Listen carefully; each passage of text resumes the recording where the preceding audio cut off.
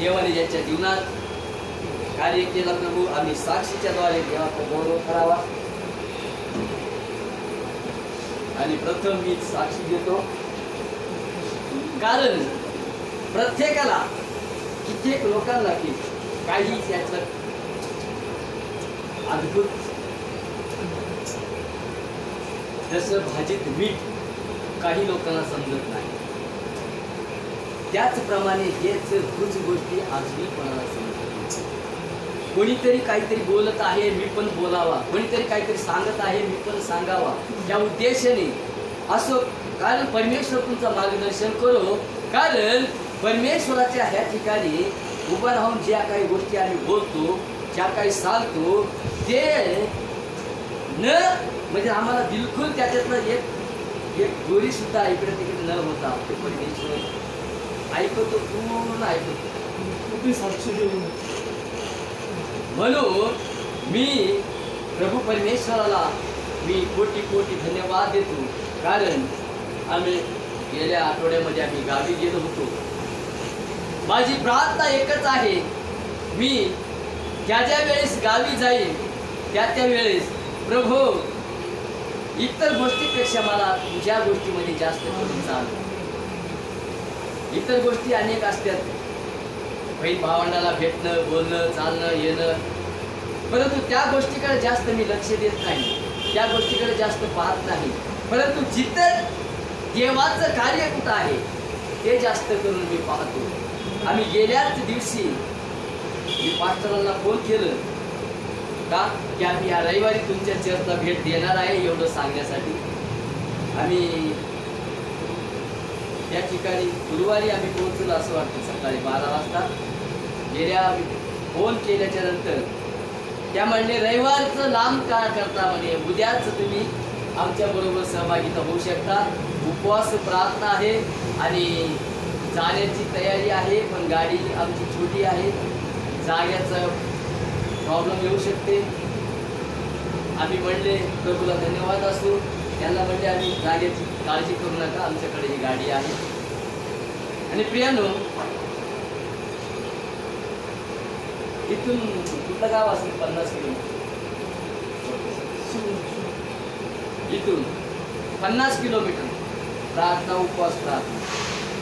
तुमच्यापैकी किती जण गेले असते मला हातवर? मला सांगायचा उद्देश एकच आहे, मला कोणाला हिनवायचं नाही. परंतु देवाने ज्या लेकरांना निवडलं आहे, देवाने ज्या लेकरांना त्यासाठी निवडलं असेल, कदाचित त्याच्यासाठीच तुम्हाला बी मला बी निवडलं असेल. पण तो वेळ आम्ही समजून घेऊन देव कदाचित मला त्यासाठी बोलवलं असेल. त्या दिवशी म्हणलो प्रभू तुला धन्यवाद, ते 50 किलोमीटर असो का 60 किलोमीटर असो, परंतु कदाचित यासाठी जर मी तिथून मला तू ह्या ठिकाणी बोलवलं असेल, काय माहिती, तुझी योजना महान आहे. पण आणि लेकरं म्हणते आम्ही जमलो, आम्ही काही येऊ शकत नाही, काही म्हणलो शकत नाही. त्यांच्या गाडीत जागा नसली, आम्ही मोटरसायकल काढली. मोटरसायकल काढले आम्ही दुपारी 11, 11:30, पावणे 12च्या दरम्यान निघालो. त्या ठिकाणी गेले प्रियानो. त्या ठिकाणी दिवसभर प्रेयर होता, संध्याकाळी 5 वाजेपर्यंत. त्या ठिकाणी गेल्यानंतर प्रेयर झाल्यानंतर त्यांच्या भाषातून ट्रान्सलेशन करण्यासाठी त्या ठिकाणी देव मला संधी दिली. मास्टर त्यांच्या भाषेत बोलत होते. आम्ही आलो त्या ठिकाणावरून महाराष्ट्रामध्ये, कारण बाँड्रीवर गाव असल्यामुळं त्यांना महाराष्ट्रामध्ये सुद्धा सेवा करण्याची संधी मिळते. त्यांचं चर्च सोडून 50 किलोमीटर महाराष्ट्रामध्ये येऊन आम्ही त्या ठिकाणी सेवा केली. आणि त्यांचे तेलुगूमधून मराठीमध्ये ट्रान्सलेशन करण्याची संधी देवाने मला दिलं. त्या ठिकाणी उत्तम सेवा त्यांनी आमच्याकडून करून घेतलं, चांगलं. त्या ठिकाणी नवीन लग्न झालेले घर होतं आणि 1च महिना झाला होता त्यांचं लग्न होऊन. आणि त्या मुलीला बेडरूममध्ये बसल्या असताना त्यांनी ते असे कपाटं लावलेले आहेत भिंतीला जोड. त्या आरशामध्ये तिला टोटली एक व्यक्ती दिसत होता. ते व्यक्तीच्या डोळ्यातून, कानातून, तोंडातून सगळं रक्त निघत होतं.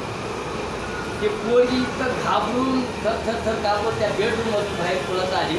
आणि त्याच दुसऱ्या दिवशी उपवास प्रार्थना त्या ठिकाणी होते. उपवास प्रार्थनामध्ये त्या ठिकाणी देव अद्भुत कार्य केला.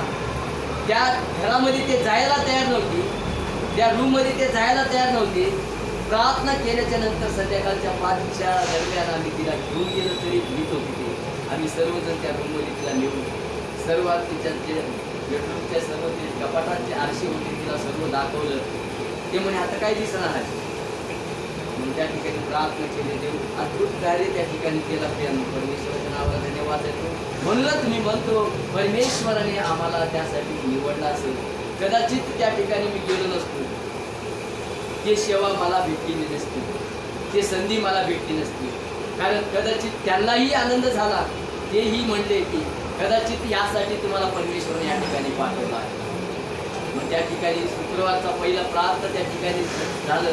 त्याच्यानंतर रविवारी त्यांच्या चर्चमध्ये, रविवारी आता शुक्रवारी त्या ठिकाणी गेल्यानंतर दुसऱ्या दिवशी शनिवारी आम्ही आमच्या मधव्या साडूकडे गेलो घरी. आणि शेवटी पाहिले की असतं बरं का, लई दिवसांनी आली बाई, लई दिवसांनी आली. आम्ही फक्त एकच रात्र थांबलो त्या ठिकाणी. संध्याकाळी शनिवारी दुपारी गेलो आणि एक रात्र थांबलं. सकाळी रविवार आम्हाला चर्च कुठं का होणार चर्च आम्हाला अटेंड करणं आहे. मग आता ह्यांचं जीव थोडं व्हायला लागलं. कारण आता चर्च अटेंड केल्यानंतर आम्हाला वापस यायचं नाही. आम्हाला पुन्हा रविवार संध्याकाळी बहिणीच्या घरी पोहोचायचं आहे. तिथून 100-110 किलोमीटर तिथं पोहोचायचं आहे. सोमवारी आम्हाला बालचीसाठी मुलगा बघायला यायचा आहे बरं का. या सगळ्या गोष्टी देवानी एकदम तंतोतंत परमेश्वरने कुठलाही व्यक्ती न येता परमेश्वरने पार पाडलं. त्याच्याबद्दल मी धन्यवाद देतो. कारण आता याचं जीव थोडं व्हायला लागलं. जाऊ दे आजचा दिवस चर्च नाही म्हणलं, अजिबात नाही. चर्च आमचा मेन आहे. चर्च म्हणजे आमचं मुख्य जेवण आहे. चर्च म्हणजे आमचा आहार आहे. चर्च म्हणजे आमचं आरोग्य आहे. सर्व आहे आमचं. मग आम्ही त्या ठिकाणी जाऊन चर्च त्या ठिकाणी 2 वाजेपर्यंत आम्ही चर्च संपवलं. त्या ठिकाणी पास्टर दुसऱ्या ठिकाणी गेले होते प्रार्थनेसाठी. मला साक्षी सांगण्याचा तिथं गेल्यानंतर खूप आनंद झाला.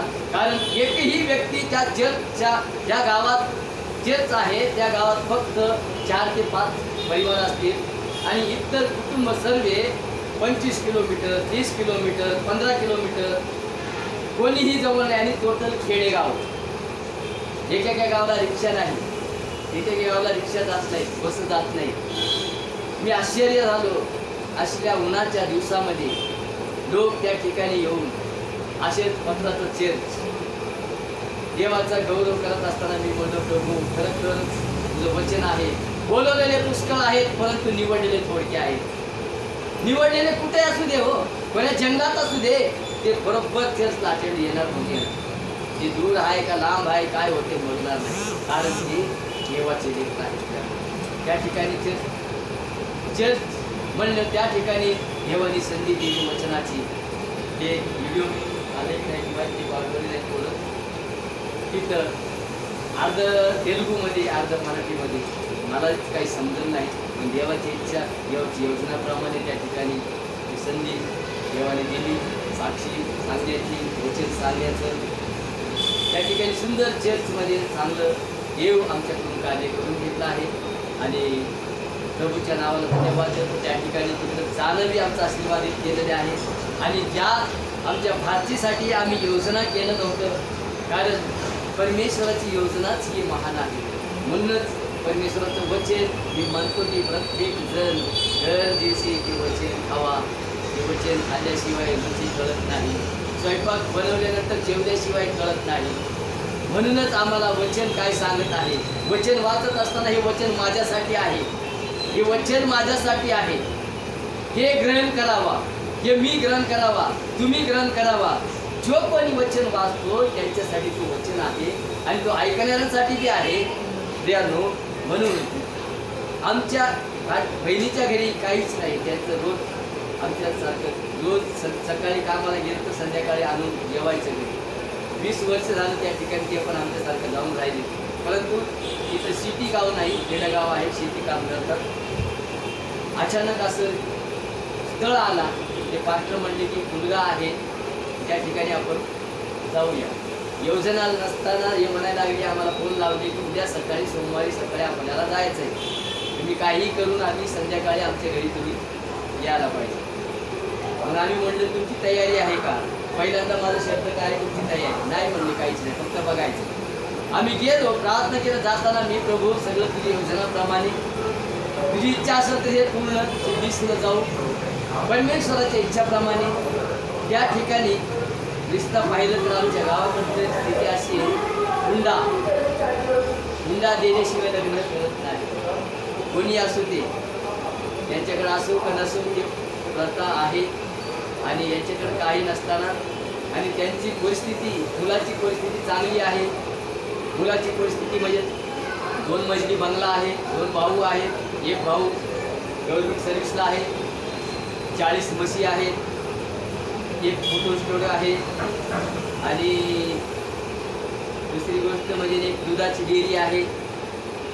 त्या घरी लोक म्हणायला लागले, या घरी आमच्या संघ आलेले, हे घरी जर कोणी पाहिले तर सहज 4-5 लाख हुंडा कोणी देईल.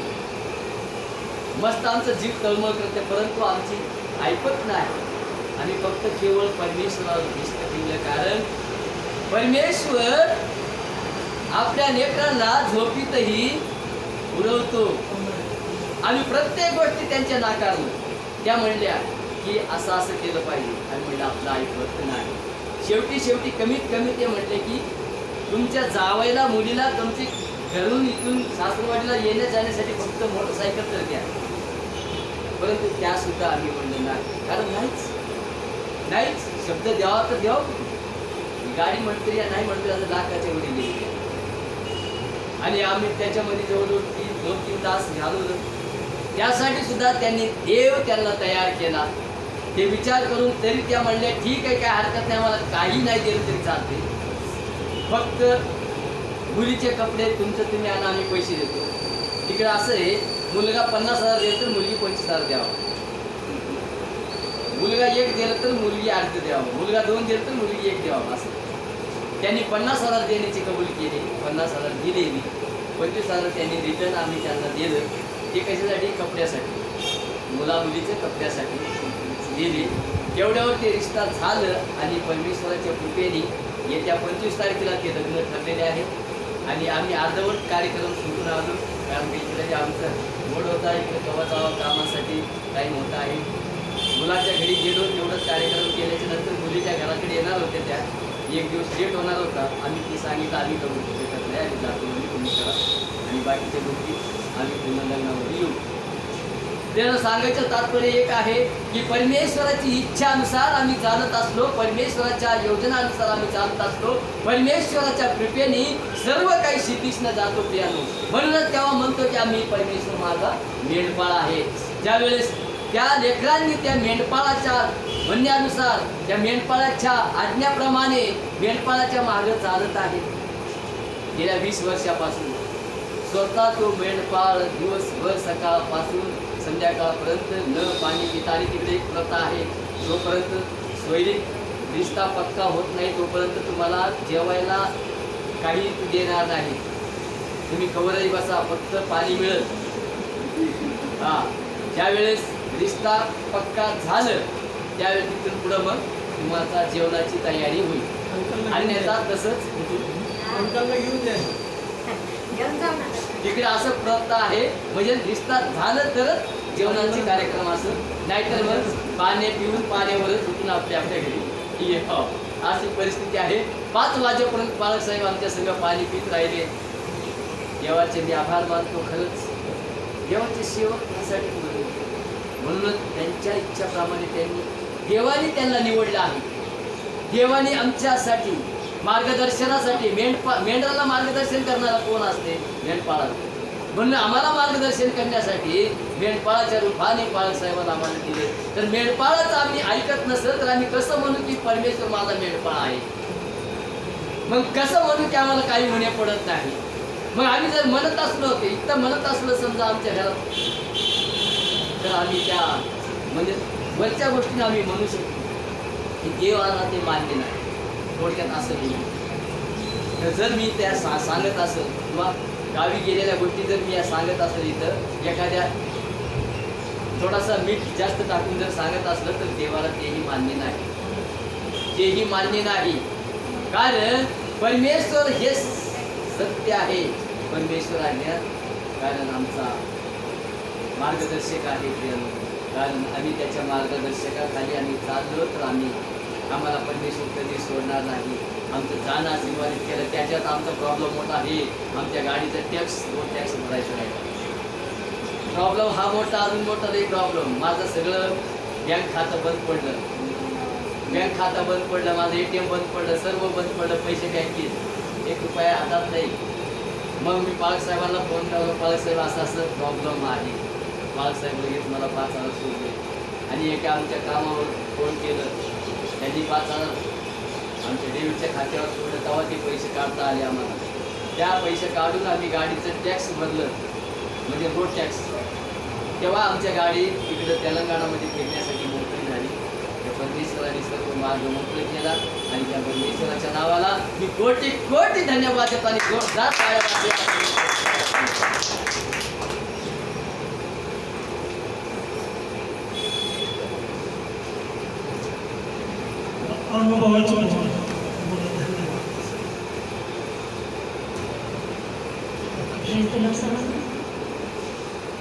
देवाचे आभार मानतो मी, परमेश्वराच्या नावाला धन्यवाद देतो. खरोखर परमेश्वर चांगला आहे.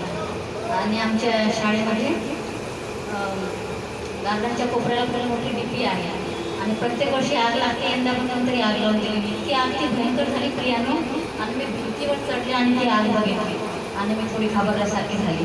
मी जाऊन लगेच सिस्टरला सांगितले आणि फायर वगैरे बोलावले आणि कंपनीचे सगळे लोक गोळा झाले, 20-25 लोक, आणि ते विस्ता विजेना.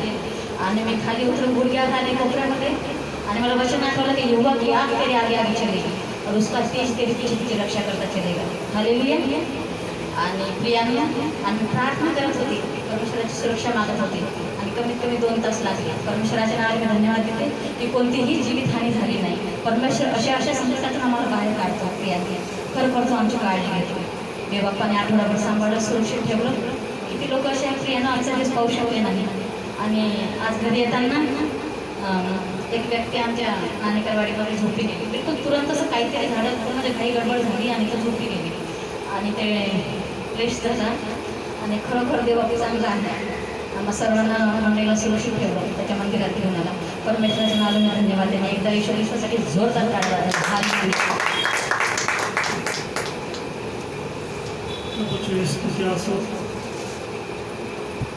प्रभू येशू ख्रिस्ताने म्हटलेलं आहे, तुम्ही मला निवडलं नाही तर मी तुम्हाला निवडलं. यासाठी की तुम्ही जाऊन फळ द्या आणि ते फळ तुमचं जगा. ते बाबा आश्चर्यकारी झालेले आपलं सहाय्य करत आहे. ते बरोबर काही साक्ष आहे का? आणि जर आपल्याकडे साक्ष नसेल तर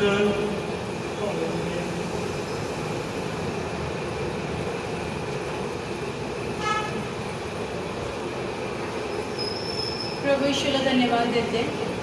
जेव्हाही मी चर्चला यायचा विचार केला किंवा निर्णय केला आज शनिवार आहे आपल्या चर्चला जायचं, तेव्हा काही ना काही प्रॉब्लेम येत होते. असं वाटत होतं की हे प्रॉब्लेमचं माझ्याच मागे काय आहे. आज 6 महिने झालं माझ्या मागे किती प्रॉब्लेम आहे.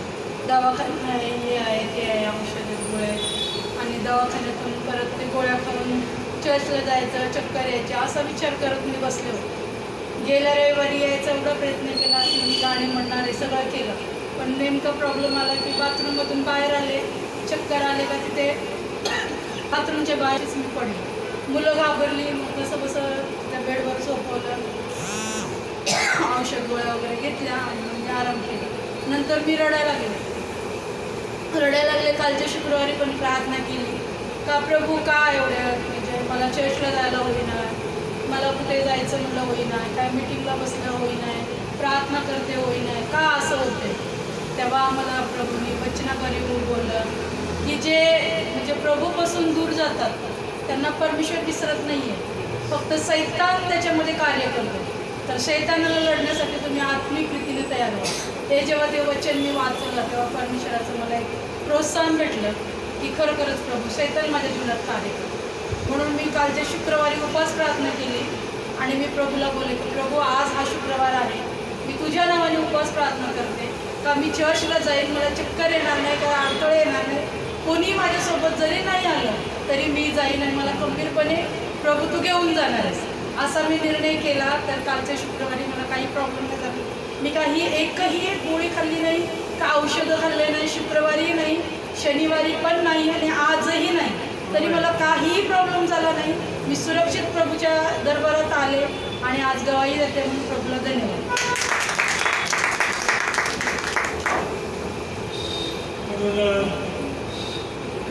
देवाचं वचन आहे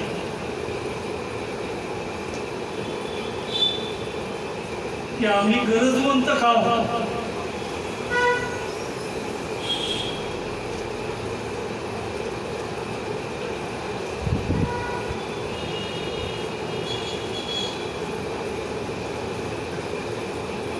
आम्ही देवाच्या सानिध्यामध्ये येण्यासाठी आम्ही कारण का सांगत आहोत. अनुवादाचं पुस्तक याचा 20वा अध्याय 47वा वचन. आम्ही गरजवंत का होतो. अनुवाद 20:47.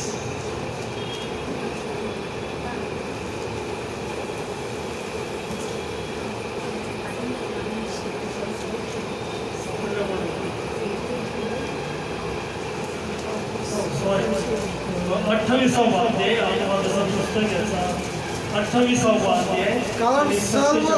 कारण सर्व गोष्टीची विपुलता असताना तू आनंदाने व हर्षाने आपला देव परमेश्वर याची भक्ती केली नाही, म्हणून तू भुकेला, ताणेला, नग्न आणि सर्व बाबतीत गरजवंत असा होऊन ज्या तुझ्या शत्रूस परमेश्वर तुझ्यावर पाठवील त्याचे तुला दास्य करावे लागेल. तुझा निपात होईपर्यंत तो तुझ्या मानेवर लोखंडी जीव ठेवी. समजलं. सर्व गोष्टीची समृद्धी असणार. काही भाषांतरमध्ये असं आहे की सर्व प्रकारचे रेलचेल असतात, सर्व सुखसोयी असतात.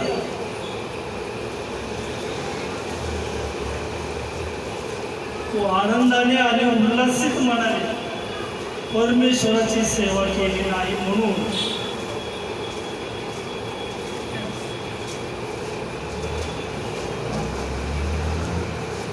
सर्व बाबतीत गरज म्हणून.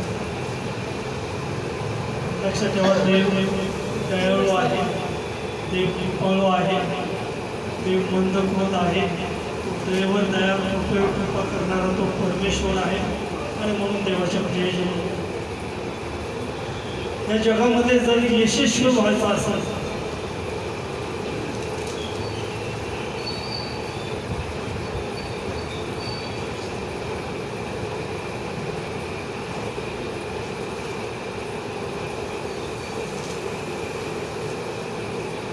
दुसरे इतिहासाचा 20वा अध्याय आणि 20वा वचन या ठिकाणी असं आहे. शेवटच्या भागामध्ये तुमचा देव परमेश्वर याच्यावर विश्वास ठेवा म्हणजे तुम्ही गंभीर व्हा. त्याच्या संदेशावर विश्वास ठेवा म्हणजे तुम्ही यशस्वी व्हा.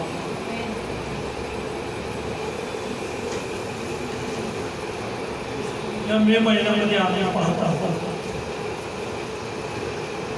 की आमची उपस्थिती किंवा आमची अधोगती का होत आहे. आपल्या चर्चमध्ये लोकांची संख्या वाढत का नाही किंवा ती लोकसंख्या कमी का आहे.